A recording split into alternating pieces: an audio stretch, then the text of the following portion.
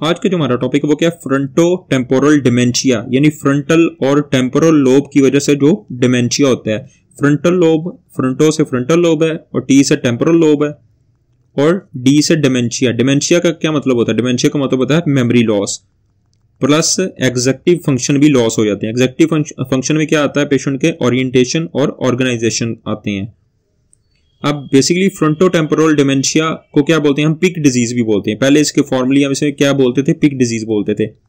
इसमें बेसिकली क्या होता है, ये आपकी जो ब्रेन्स की 4 लोब्स होती हैं, फ्रंटल लोब है, ये आपकी पैराइटल लोब है, नीचे टी से टेम्पोरल लोब है और ये आपकी ऑक्सीपिटल लोब है।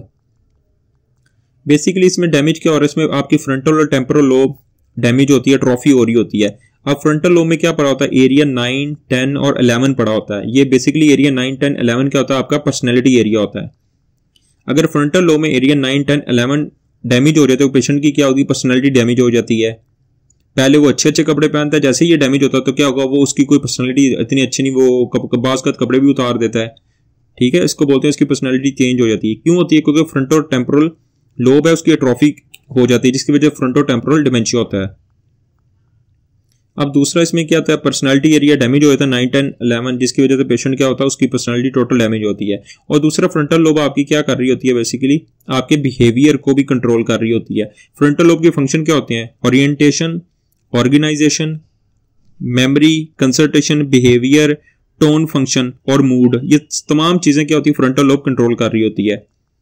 ओरिएंटेशन, ऑर्गेनाइजेशन और उसके अलावा क्या कंट्रोल कर रही होती है? आपकी पर्सनैलिटी एरिया और बिहेवियर। बिहेवियर कैसे देखें? अगर फ्रंटल लोब डैमेज है तो पेशेंट का बिहेवियर चेंज हो जाएगा। पहले वो नॉर्मल अच्छे तरीके से बात करता है, इखलाक से बात कर रहा होता था, प्यार से बात करता है। जैसे ही फ्रंटल लोब आपकी डैमेज होती है तो पेशेंट क्या जाते जाते लोगों को क्या होता है? अब्यूज कर रहा होता है। अब उसकी वजह अफेजिया भी हो सकता है। अफेजिया कैसे होगा? आपको पता है ना, फ्रंटल लोब में क्या होता है? एरिया 44, 45 पड़ा होता है और जबकि टेम्पोरल लोब में एरिया 22 पड़ा होता है। अब देखें, एरिया 42, 45 को ब्रोका एरिया बोलते हैं, जो आपका क्या होता है? आपका अफेजिया मतलब लैंग्वेज में मदद करता है। देखें, और नीचे जो स्पीच एरिया उसे 22 बोलते हैं, वर्निकीज एरिया, इसे एरिया 22 बोलते हैं, टेम्पोरल लोब में पड़ा होता है। अगर ब्रोका एरिया और टेम्पोरल और ब्रोका एरिया और स्पीच एरिया यानी एरिया 44, 45 और एरिया 22 ये डैमेज हो रहे तो पेशेंट को क्या होता है? अफेजिया हो जाता है। अफेजिया का मतलब क्या? High language disorder.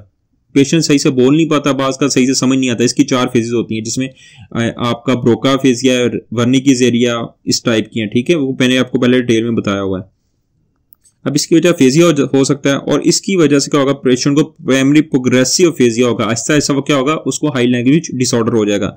और ये फ्रंटो टेम्पोरल डिमेंशिया क्या होता है? आपकी मूवमेंट डिसऑर्डर के साथ भी एसोसिएटेड होता है, क्योंकि आपके टोन के फंक्शंस को भी कंट्रोल कर रहा होता है।